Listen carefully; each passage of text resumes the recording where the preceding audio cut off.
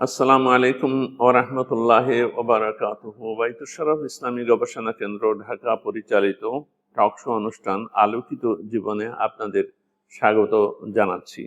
আমরা দেখতে দেখতে রমজান শরীফের শেষ দিকেই চলে আসছি। আজকে আমাদের স্টুডিওতে একজন মেহমান পেয়েছি।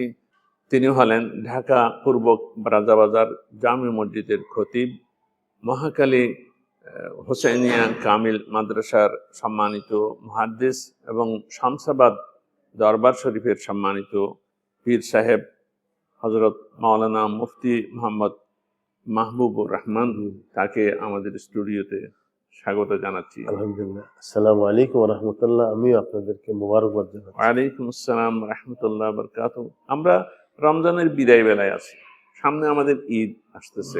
এই ঈদের সময়ে আমাদের একটা বিশেষ ইবাদত আছে, আর্থিক ইবাদত, সেটা হলো সাদকাতুল ফিতর। এবং আরেকটা আমাদের ব্যবহারিক ইবাদত, সেটা হলো যে আমাদের বন্ধু বান্ধব আত্মীয় স্বজন সবার সাথে সম্পর্ক রাখা, মানে তাদের খোঁজ খবর নেওয়া, দেখা সাক্ষাৎ করা এবং এই ঈদকে উদযাপন করা। এবং এই একজন ঈমানদার হিসেবে, সেই হিসেবে আপনি আমাদেরকে কিছু বলবেন এ সম্পর্কে। আলহামদুলিল্লাহি রাব্বিল আলামিন, ওয়াসসালাতু ওয়াসসালামু আলা সাইয়্যিদিল আমবিয়া ওয়াল মুরসালিন ওয়া আলা আলিহি ওয়া সাহবিহি আজমাইন।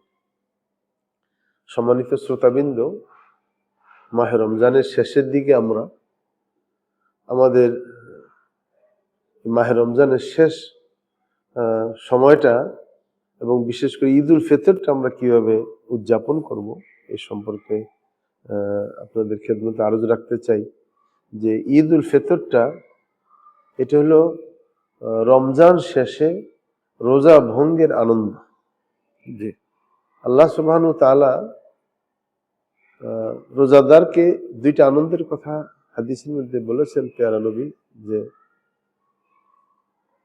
একটা হলো রোজা ভাঙার সময় ইনদা ফিতরিহি ওয়া ইনদা লিকায়ে রাব্বিহি, যে রোজাদারের জন্য লিসাইমি ফারহাতান, রোজাদারের জন্য দুইটা আনন্দ। একটা হলো তার ইফতার, যখন সে ফুতুর করে তখন আনন্দ, সেটা ইফতারটা যেমন আমাদের নিয়ম অনুযায়ী যে ইফতার করি এটা একটা আনন্দ। আবার এই রোজা শেষ করার পরে যে আমার রোজা ভঙ্গের জন্য যে ঈদের দিন, সেটা একটা আনন্দ। সেটা আল্লাহ তাআলা নবীজি হাদিসে বলছেন যে এই আনন্দটা একটা হলো তো রোজা ভঙ্গের আনন্দ, আর এটা হলো ইনদা লিকায়ে রাব্বিহি, জান্নাতের মধ্যে আল্লাহ পাকের সাথে যখন সাক্ষাৎ হবে সেই আনন্দ। আল্লাহ তাআলা রোজাদারকে জান্নাতের মধ্যে সাক্ষাৎ দিবেন, রাইয়ান নামক দরজা দিয়ে প্রবেশ করাবেন।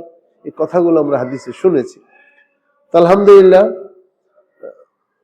শাওয়াল মাসের চাঁদ উঠলে আমরা ঈদুল ফিতর উদযাপন করি এবং ঈদুল ফিতরে যাওয়ার আগে আল্লাহ তাআলা শরীয়তে মুহাম্মাদিতে একটা বিধান দিয়েছেন সাদকাতুল ফিতর আদায় করার জন্য। সাদকাতুল ফিতর অর্থ হলো রোজা ভঙ্গ করার কারণে সাদাকা, এটাকে ওয়াজিব করা হয়েছে। এবং সাদকাতুল ফিতর যাকাত যেমন এক বছর হাউল হতে হয়, এক বছর ঘূর্ণায়মান হতে হয়, নেশাব পরিমাণ হইতে হয়, কিন্তু সাদকাতুল ফিতরটা আদায়ের নিয়ম হলো যে ঈদের দিন সকালে যদি সে নেশাব পরিমাণ সম্পদের মালিক হয়, তাইলে তাকে সাদকাতুল ফিতর আদায় করে দিতে হবে।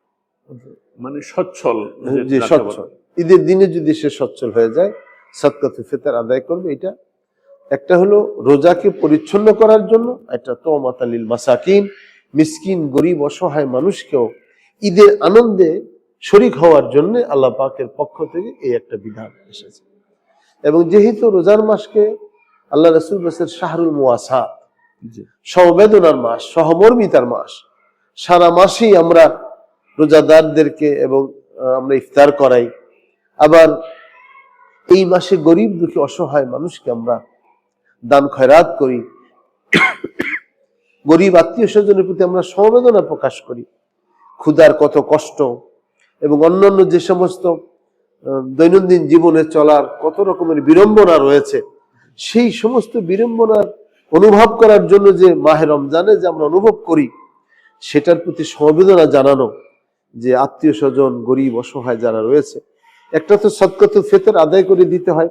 এটা আল্লাহ তাআলা উম্মতে মুহাম্মাদের জন্য ওয়াজিব করছেন, সেটা ঈদের দিন ঈদগাহে যাওয়ার আগেই আদায় করে দেওয়ার নিয়ম। কেউ যদি পরে আদায় করে, আদায় হবে, বাকি প্রথম আদায় করলে যে সওয়াব সেটা থেকে সে বঞ্চিত হবে, কিন্তু তার আদায় হয়ে যাবে।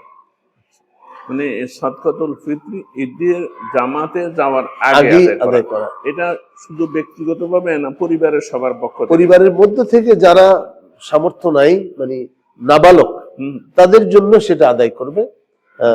পরিবারের যিনি কর্তা তিনি করবেন, আর বাকি যারা সাবালক হয়ে গেছে বা তারা নিজেরা তো নিজেরাই আদায় করবে, নিজেরাই আদায় করবে। এবং এই সদকাতুল ফিতরটা যারা জাকাত খেতে পারে তারাই এটা গ্রহণ করবে। আচ্ছা। আর সদকাতুল ফিতর যদি আত্মীয় স্বজনদেরকে দিতে চায়, সেক্ষেত্রে যদি সেইটাকে আলাদা করে রেখে দেয়, সেটাও তার সদকাতুল ফিতর আদায় হয়ে যায়। মাশাআল্লাহ, মাশাআল্লাহ। আর যেহেতু রমজান মাস সহমর্মিতার মাস, আত্মীয় স্বজন অনেকেই আছে তারা হয়তো জাকাত নেয় না, কিন্তু তারা চায়ও না কারো কাছে। এইরকম আত্মীয় স্বজনকে আপনার বেছে বেছে এদেরকে আপনার নির্বাচন করে তাদেরকে এই সময়ে ঈদের আনন্দে একত্রিত করা, এটা অনেক বড় সওয়াবের কাজ। জাকাতের কথা বলবে না, উচ্চারণ করবে না, জাকাত মানে ঈদের হাদিয়া দিলেন। যদি এমনও হতে পারে যে কেউকে আপনি জাকাতের অংশ দিলেন আত্মীয় স্বজন, কারণ জাকাত শুধুমাত্র ছেলে মেয়েদেরকে দেওয়া যায় না, পিতা মাতাকে দেওয়া যায় না, বাকি ভাই বোন অন্যান্য আত্মীয় স্বজন যারা আসে আশেপাশে এদেরকে জাকাতের অংশ দেওয়া যায়। কিন্তু ওরা যদি মনে কষ্ট নেয়, তাহলে আর তাদেরকে ওইটা না বলেও যদি কেউ নিয়ত করে যে আমি এটা জাকাত দিতেছি কিন্তু জাকাতটা উল্লেখ করলাম না, জাকাত আদায় হয়ে যাবে। মাশাআল্লাহ, এতে তো আরো বেশি সওয়াব হওয়ার কথা, এবং তাদের একটা সম্মান, আত্মসম্মানটা রক্ষা হলো। যে আত্মীয় স্বজনকে মানে সবকিছুর ব্যাপারে আত্মীয় স্বজনকে প্রাধান্য দেওয়া, আকরাব ফাল আকরাব, এটা করাটাই উত্তম।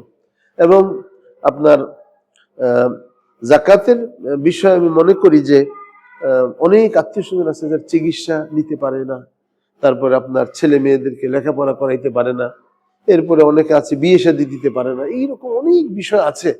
তারা সচ্ছল না হলেও কিন্তু তারা লজ্জাটা বলে না। আমরা যদি সেটা তাদেরকে চিহ্নিত করে সেভাবে আমরা দিতে পারি, এটা আমার মনে হয় সব আরো বেশি হবে এবং আল্লাহর কাছে অনেক বেশি প্রাপ্তি হবে ইনশাআল্লাহ। তো এই জন্য আমি অনুরোধ করব সকলকে, আল্লাহর হাবিবের এই কথা, এর হামু মানফিল আর ইয়ার হামুকুম মানফিস সামা, তোমরা জগৎবাসীর প্রতি দয়া করো, আসমানবাসী তোমাদের প্রতি দয়া করবে। তো আমরা এই ঈদ উল ফিতরকে যদি আমরা এইভাবে গরিব অসহায় মানুষকে আমাদের সাথে মিলিয়ে নিয়ে বিশ্ব মুসলিম উম্মার জন্য, আজকে বিভিন্ন স্থানে গাজাবাসীরা কষ্ট পাচ্ছে, দুনিয়া যেখানে নির্যাতিত নিপীড়িত মানুষ আছে, তাদের জন্য যদি আমরা ঈদ উল ফিতরের সময় কিছু করতে পারি, সেটাও আমাদের জন্য অনেক কল্যাণকর। আল্লাহ আমাদেরকে এইভাবে কাজ করার তৌফিক দেন।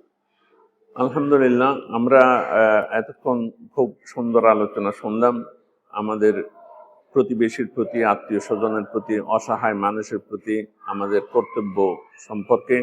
বিশেষ করে আমরা সাদকাতুল ফিতর বা ফিতরা কিভাবে আদায় করব, কারে দেব, কিভাবে আদায় করব, কোন পন্থা সবচেয়ে সুন্দর হয়, সেটা সম্পর্কেও জানতে পারলাম। আমাদের পবিত্র ঈদ উল ফিতর উপস্থিত, এবং এই ঈদ উপলক্ষে আপনাদেরকে অভিনন্দন জানাচ্ছি, ঈদ মোবারক জানাচ্ছি। এই ঈদ ইনশাআল্লাহ আমাদের জন্য, আমাদের জাতীয় জীবনের জন্য, বাংলাদেশের জন্য এবং মুসলিম বিশ্বের জন্য, এবং সারা বিশ্বে মুসলমানদের উপরে যে সমস্ত শক্তি দাপট দেখাচ্ছে, ক্ষমতা চর্চা করতেছে এবং মুসলমানদের উপরে কর্তৃত্ব করার জন্য চেষ্টা করতেছে, তাদেরকে আল্লাহ তাআলা দমন করে দিক। মুসলমানদেরকে আবার মাথা উঁচু করে দাঁড়ানোর জন্য, আবার শির উন্নত করার জন্য আল্লাহ তৌফিক এনায়েত করুন। সবচেয়ে বড় কথা হলো, আমরা যে রমজানে যে প্রশিক্ষণ নিয়েছি, আল্লাহর ইবাদত বন্দেগীর গুনাহ বর্জন করার, সওয়াব অর্জন করার, এবং খারাপ চরিত্রে খারাপ বৈশিষ্ট্যগুলো পরিহার করে দূরে থেকে আমরা সুন্দর জিনিসগুলো আমাদের জীবনে দান করার যে সাধনা করেছি, যে অনুশীলন করেছি, সেটা যাতে আমরা ধরে রাখতে পারি, আমাদের জীবনকে সেভাবে সাজাতে পারি, এবং তার ফলগু দ্বারায়, তার প্রভাবে আমাদের সমাজ যাতে আলোকিত হয়, তাহলে আমরা সার্থক হব। আমরা যে আলোকিত জীবনে যে আলোচনা করতেছি, সেটাও আমরা মনে করব যে দুই একজনের মধ্যেও যদি সে ধরনের একটা আমরা চেতনা জাগ্রত হয়, আমরা সফল কাম হলাম।